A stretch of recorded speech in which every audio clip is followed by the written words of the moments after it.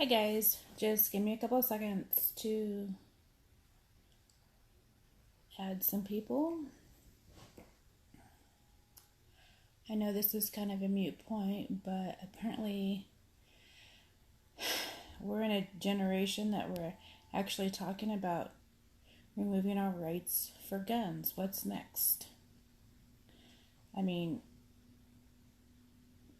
we don't have a right to religion. We don't have a right to freedom of speech. Now we're losing our rights to gun control. I mean, right and left, our rights are being taken away. What's next?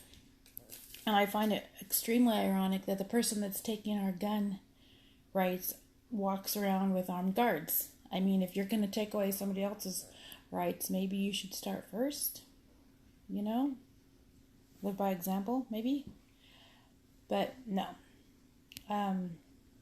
I also think it's funny that the same person that's taking our rights to bear arms supports abortions, but evidently she loves her people. No, I don't believe that to be true at all.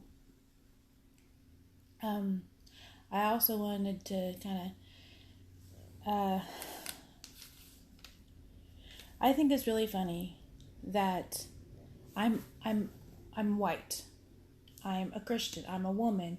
I'm married. I go to church. But I have to fight for those things. I have to fight to be able to brag about the fact that I'm a Christian and that I'm married and I go to church. People get offended. I'm not allowed to talk about it in public because I might offend somebody. No. I mean, if you're allowed to talk about your religion, why can't I? And I just want to ask, if the way you had it back where you're from is so great, why don't you just go back there? I mean, why would you come here and try to make this place like where you're from? You know? And people who think that you don't want people to come here, that's wrong. Just when you do, be legal. Go get citizenship. Because everybody that is born here is born citizens. And you guys are like, well, you guys all have all of these things. Not true. Not true. I raised my son when he was younger without any assistance. And trust me, it was not easy. And I tried, but they said no. Hi, Franny. Love you. Miss you bunches. And, I mean, when we stop and think about all the things that are changing, and people say that these are good changes, these are more profitable for America, look at what's happening to America. More shootings, more diligence, and we're actually blaming Christians for all of it. But Christians have never closed businesses. We've never demanded that somebody hand over something that's precious to them. No, we are asking strictly that you let us practice our religion. You want to practice your religion? Great, fine, fantastic. Let us practice ours. That's one of the things that a lot of people don't understand about Christianity. Every church that I have ever gone to has practiced tolerance and acceptance. It is my belief, and I'm not speaking for anybody else, it is my belief that if you want to be whatever you want to be, fine, just let me be too. If you want to be gay, whatever. If you want to be Pentecostal, Catholic, Mormon, whatever, just let me be the one I want to be too. You know? God loves his children, period. Not God loves his Christians. Not God loves atheists. Not God loves... Hi, Wanda. Thank you. Love you. I just think that for once, people are saying that this is the way to go, to let homosexuals have marriages and all of these rights. Well, you know what? I have never seen a white heterosexual pride march. Never. But what I have seen is people holding up traffic in Portland, gay pride parades, and I'm not saying that you guys shouldn't celebrate your freedoms. Fine. But what I am saying is that when I get told not to talk about being a heterosexual, white, married Christian woman because it's offensive, then you have to stop and take note. Then you have to, and people are saying that Americans are white devils and Americans are privileged nation. Okay, go downtown Portland. Look at the homeless tents in Portland. Okay, I went to McDonald's in Hermiston, Oregon, and I seen homeless people asking for money. You know, it's everywhere. I'm not saying that in some countries it isn't worse, but I am saying it's an epidemic. But we're privileged. Okay, well, who isn't? There is privileged in every race.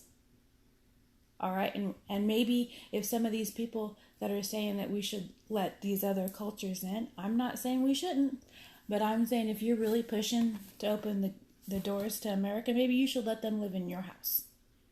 Open your house, open your doors, open your pantries. Let them eat your food. Okay?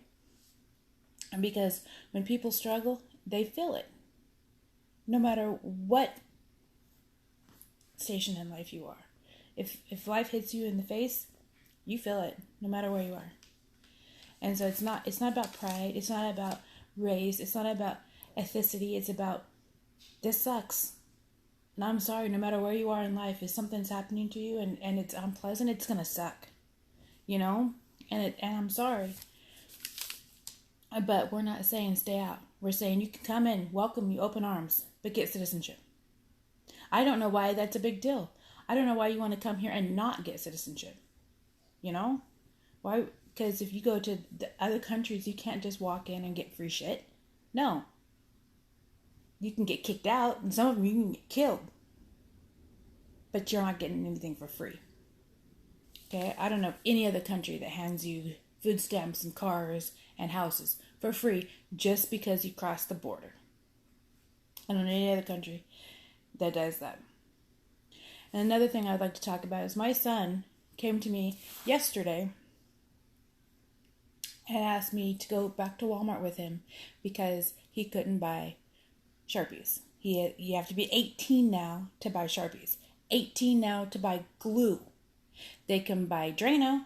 They can buy Windex. They can buy the supplies required to make a bomb. But they can't buy school supplies. Basic school. Is that where we're at now? You can't buy basic school supplies? Are you kidding me? So, I asked the managers why, and it's because kids are huffing them. Well, what do you think they're doing to Drano and bleach and all of these other things? But no, a parent has to be present now when a child buys basic school supplies. Come on. Why are we at this stage? I just don't understand it. I think maybe if we put God back into things, like school, and we put parenting back into the responsibility of the parent, then maybe we can stop some of these things that are starting to happen, like huffing things. Well, that's been a thing forever. But I'm really kind of upset about, the tightness that the stores are starting to be about certain things. Yes, kids who do bad things are going to do these things, but they're going to do them regardless if they buy them or if somebody else buys them. Unless there's somebody watching them with this glue and these Sharpies 24/7, they're probably going to do whatever they're going to do with them regardless. I'm not supporting it. I'm just not stupid. It's going to happen. It's just like saying if you don't allow your child to buy alcohol, they're not going to drink it. That's sticking your head in the sand. If kids want to drink alcohol, they're going to find a way. Parents just have to educate your kids. Educate your kids. Education starts at home. Starts with the parents. Not at school. I'm sorry. But kids are going to be kids. I'm not saying they shouldn't get punished for it, but I'm saying that should fall onto the parent. More rules just means more things that they can break, which means more trouble they can get into. We're setting these kids up for failure, in my opinion. Great. So they're not allowed to buy Sharpies. They're not allowed to buy glue, but they're going to buy something. They're going to get this fix or whatever they're doing with these utensils somewhere. And parents, wake up. Get off your phones. Talk to your kids. Tell them the dangers of these things, of what they're doing to their brain cells and what they're doing to their bodies by huffing these things. My mom did, but my mom also told me, okay, you want a drink? Let's have a beer. Because she was aware that I was going to do it anyway. I didn't like it, but I did it because why? I was a kid. And I thought that she did the very smart thing. She said, I know you're going to drink, and she opened her house because she knew I was going to do it anyway. She was scared. She wanted to watch me. She wanted to make sure I was in a safe place, that I had a safe place to be. And I think parents need to parent. Because if parents parent, then kids wouldn't be acting like this. If parents got off their phones and paid more attention to their kids, they wouldn't be doing these things. Pay attention to your kids. I pay so much attention to my kids, they hate me. I stalk them on their social medias. I know all of their friends. I know where they are. And if I don't, I will hunt them down, even if that means calling other parents. Having other parents get in with the stalking in with me. And if you think my kids enjoy that, you've got another thing coming. But I'm not their friend. You're not your kids' friend. You're their parent. It is your job to parent them. And if more kids had parents who parented their children, we wouldn't have school shootings, kids eating Tide Pods, whatever the heck they're eating. I mean, come on. These kids are making really stupid, life-altering, dangerous decisions because they're not being watched properly. I'm sorry, but the fault lies with the parents. If we were more interactive with our kids, if we paid a little bit more attention to what they were doing, some of these things wouldn't be going on. Hi, Angela. Hi, Jessica. Love you guys. Just a little FYI. And if God was where he's supposed to be, everywhere. It says in the Bible that God is everywhere. And we're taking him out of a lot of places.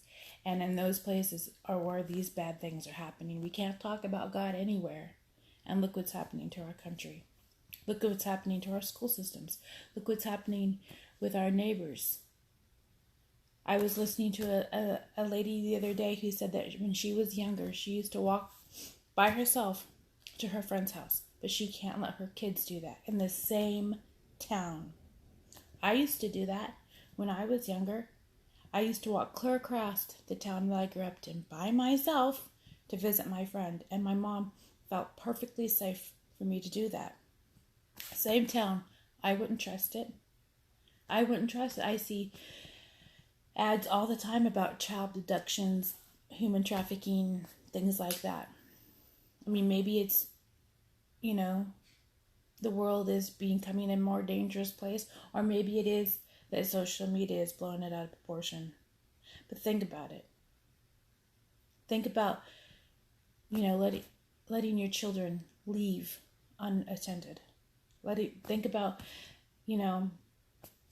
having a gun and what that means and the safety thereof, and talking to your kids about guns not being toys. They're weapons, a means to get, food on the table. And yes, protection. But if we taught our children the safety of guns, this probably wouldn't be an issue. But I do realize there are some people out there that are just broken. They needed love and didn't get it. Or they're mad about something, so they're going to go shoot something up. I don't know. But if we put God back into schools and back into our lives more, and reach out and touch people more with God, I think we could dent it. I think we could make a difference. And it takes everybody. It takes everybody being not afraid to speak out.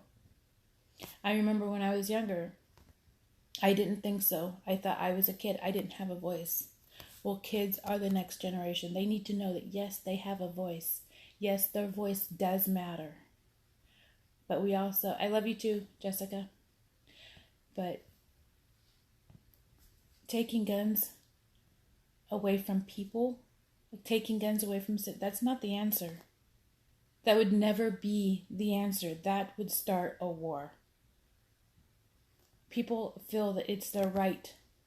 It has been their right and will continue to be their right. Put food on their table to protect their house. Are you going to want... think about it. Somebody breaks into your house because they know you don't have a gun. How are you going to feel about that? I'm sorry, but I hope that never happens, but I have a gun just for that reason. I have kids. Nobody is going to hurt my kids if I have anything to say about it. Nobody. Not in my house anyway. Because I have a gun to prevent that. I pray that never happens. I pray that never happens. That is very scary, but very real. People break into other people's houses. And if you watch these live criminal shows or whatever on TV, you will find out that these people target places that they know have no guns. They target these places because it's safe for them. The people that live there have no guns. They're not a threat. They're going to call 911, and they know that they have a certain amount of time to do whatever they're doing, whatever they want to do before the cops get there. There's no guns in that house. And so they can get away with it practically. That's not smart. That is not smart. And for people who live in the middle of nowhere, like, me and my brother, we live, there's cops here, but, and yes, there are other reasons to have guns. I was reading about a gentleman who came home and found a cougar sitting in his house. What are you going to do with no gun in that situation? You're going to be cougar food, And what happens when coyotes come around? They decide that your children are their lunch. Okay? With no guns, are you going to wrestle a coyote? No. Your children have just become coyote lunch. You need guns to protect your family. You need guns to provide food for your family. You need guns because, well, it's our right. If it just boils down to that, it is the Americans' right to bear arms. It's also our right for freedom of speech. It's also our right to worship whoever we want to worship. And if we start letting people take away our rights, what does that leave us? What does that say about us as Americans? Does that say that we're strong and that we can take care of ourselves? No. That says you want it, you can have it. That's what that says. I'm sorry that I just went on about this, but I really feel strongly about our rights to bear arms. I also really feel strongly about the person who's taking these rights from us doesn't follow them themselves. No, I don't think that we as a country should be aborting our children. No, I don't think that we as a country should also be giving up our rights. We are...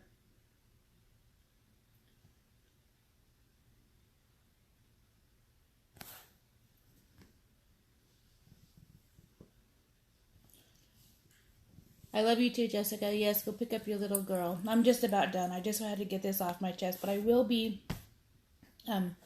doing more of these types of conversations on a later date. I also have a Coffee with Sheila blog in the mornings, so catch that on my YouTube channel. All right, thank you guys for listening. Bye.